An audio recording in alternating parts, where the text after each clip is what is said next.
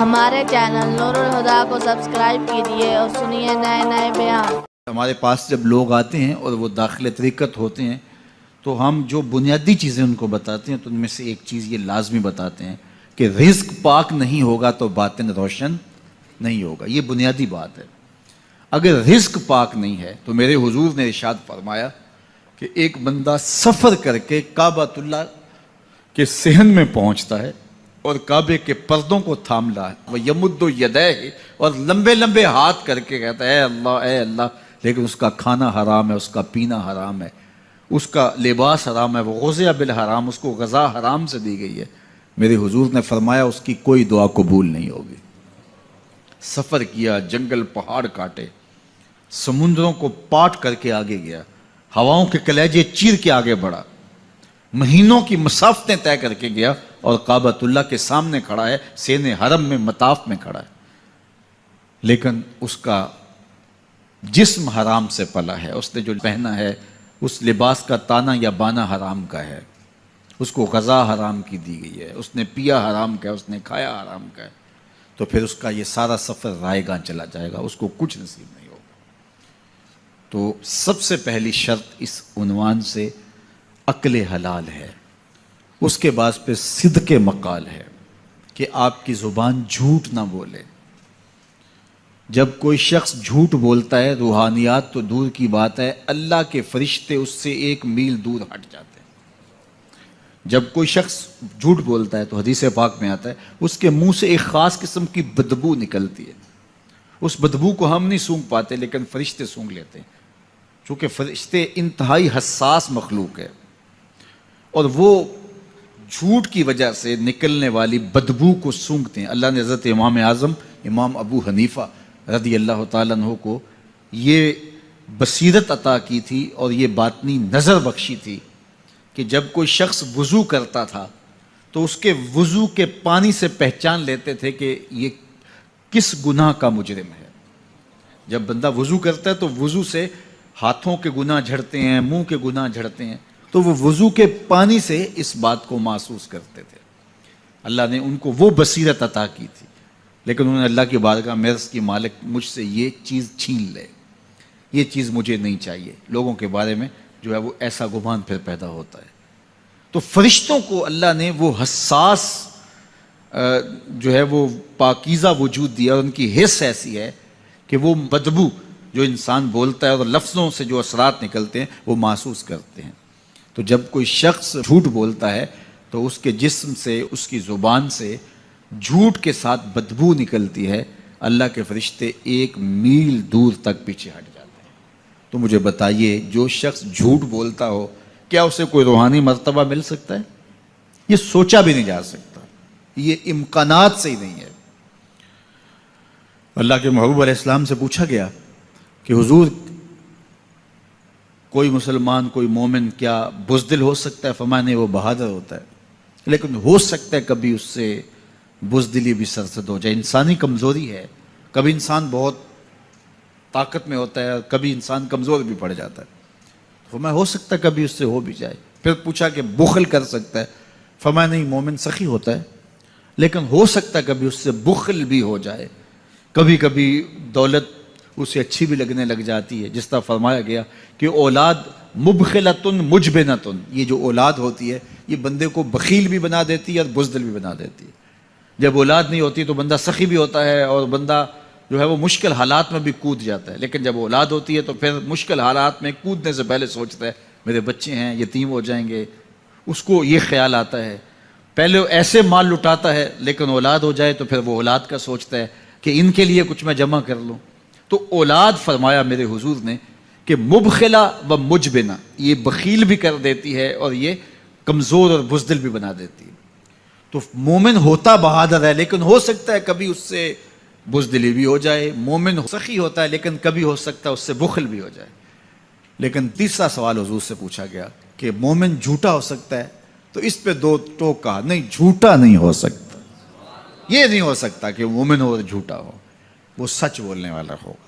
تو عقل حلال اور صدق مقال، یہ 2 خوبیاں جو ہیں یہ اہل اللہ کا طرح امتیاز ہے، اور یہ مجھے اور آپ کو اختیار کرنی چاہیے۔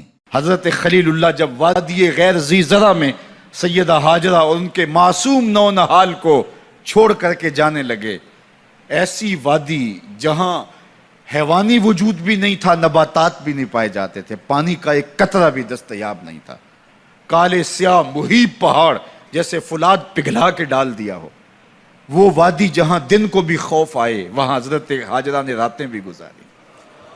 کتنا دردناک لمحہ تھا۔ جب سحری کا وقت ہوا، حضرت خلیل اللہ دعائیں دے کے رخصت ہونے لگے، حضرت ہاجرہ سلام اللہ نے آگے بڑھ کے اپنے شوہر نامدار کا دامن پکڑ لیا، تمسکت بعضیالہ، دامن پکڑ کے بولی، میرے شوہر نامدار، اس مہیب وادی میں، اس پہاڑوں کے دامن میں جہاں دن کو بھی خوف آئے، نونہال معصوم کے ہمراہ مجھے چھوڑ کے کہاں جا رہے ہو؟ حضرت خلیل اللہ نے کوئی جواب نہیں دیا۔ پھر قدم اٹھایا تو زوجہ نے پھر دامن پکڑا، پھر وہی سوال، پھر کوئی جواب نہیں آیا۔ تیسری مرتبہ دامن پکڑا، خلیل اللہ کی جانب سے کوئی جواب نہیں آیا، تو خاتون خود بولی، کیا اللہ کا حکم تو نہیں؟ تو حضرت خلیل اللہ نے کہا، نعم، ہاں اسی کا حکم ہے۔ حضرت ہاجرہ نے دامن چھوڑ دیا، کہا جائیے، خیر سے جائیے، اگر اس کا حکم ہے وہ ہمیں ضائع نہیں ہونے دے گا۔ جہاں دن نہیں گزارے جا سکتے تھے، پھر اس خاتون نے وہاں راتیں بھی کاٹی۔ وہ وادی جس میں وحشت بھی قدم رکھتی تھی ڈر ڈر کے، جہاں پھرتے تھے آوارہ تھپیڑے بادے سر سر کے، جہاں پر گھاس اگتی ہے، جہاں نہ پھول کھلتے ہیں، مگر وہ سرزمین ہے، آسماں بھی جھک کے ملتے ہیں۔ اپنی پاک باز بیوی اور نونہال بیٹے کو چھوڑ کے حضرت خلیل اللہ دعائیں دے کے رخصت ہو گئے۔ تھوڑا سا توشہ تھا، 2-1 دن کے بعد ختم ہو گیا۔ پھر ماں کی چھاتی سے دودھ بھی خشک ہو گیا، نونہال پیاس سے تڑپنے لگا۔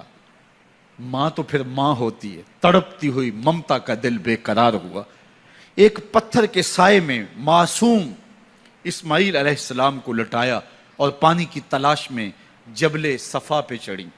اطراف میں آسمانوں کی طرف دیکھا، کہیں کوئی پرندے اڑتے دکھائی دیں اور پانی کا نشان ملے اور میں وہاں سے بیٹے کے لیے 2 بوند لے آؤں، لیکن کچھ دکھائی نہیں دیا۔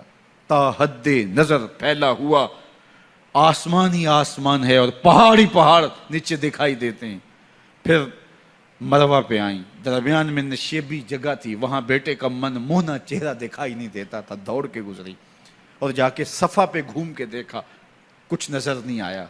ادھر بھی دیکھ لیا، ادھر بھی دیکھ لیا، لیکن ماں تھی۔ پھر دوبارہ صفا پہ آئی، صفا پہ دیکھا، کچھ دکھائی نہیں دیا۔ پھر تڑپ کے مروہ پہ آئیں، وہاں پھر دیکھا، کچھ دکھائی نہیں دیا۔ پھر صفا پہ آئی، کبھی صفا پہ کبھی مروہ پہ، تڑپتی ہوئی ماں کی ممتا، بے قرار دل، ادھر پانی کی پیاس سے تڑپتا ہوا معصوم اسماعیل پتھر کی اوٹ میں، درمیان سے ماں گزرتی ہے تو بھاگ کے گزرتی ہے کہ بیٹے کا من مونا چہرہ بھی نگاہوں کے سامنے رہے۔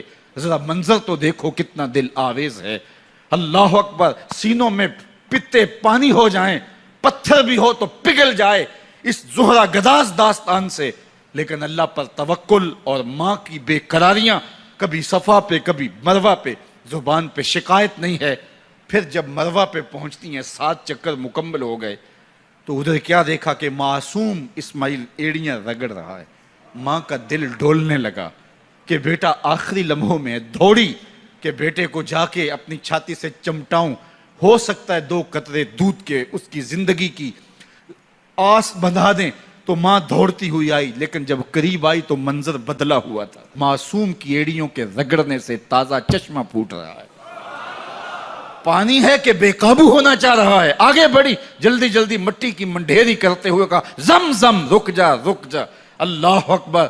ہاجرہ سلام اللہ علیہا نے حضرت اسماعیل کی محبت اور اپنے رب پر توکل کی انوکھی اور البیلی داستان رقم کی۔ کہا، ہاجرہ تو نے بھی حد کر دی، لیکن قیامت تک تیری راہوں کو بھی جلوہ گاہ بنا دیں گے۔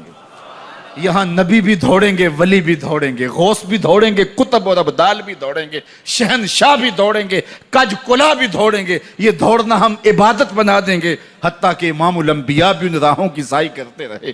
عجیب رنگ، عجیب منظر اور عجیب کیف کا عالم۔ اچھا، یہاں رک کے ایک بات کرنا چاہوں گا، اگر آپ کی توجہ ہو، جہاں حضرت ہاجرہ دوڑیں اور ان کے مبارک قدم وہاں لگے اور لگ کے ہٹ گئے. عارضی نسبت ہے، مستقل نسبت نہیں ہے.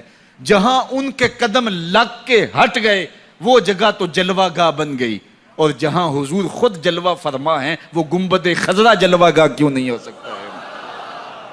اب یہ پانی جہاں حضرت اسماعیل کے قدم لگے، یہ پانی دنیا کا عظیم ترین پانی ہے، اور پھر اس کا پروٹوکول یہ ہے اس کو کھڑے ہو کے پیا جاتا ہے. یار یہاں بھی روک کے ایک بات کہہ دوں، حضرت اسماعیل کے قدموں کو چھونے والے پانی کا پروٹوکول ہے کہ اس کے لیے کھڑے ہو جائیں، اور حضرت اسماعیل مسجد اقصیٰ میں جس کے پیچھے کھڑے ہو کے نماز پڑھتے ہیں اس امام کے لیے کھڑے ہو کے مصطفیٰ جان رحمت پہ لاکھوں سلام پڑھ لیں تو اس میں شرک کہاں سے آ جائے گا؟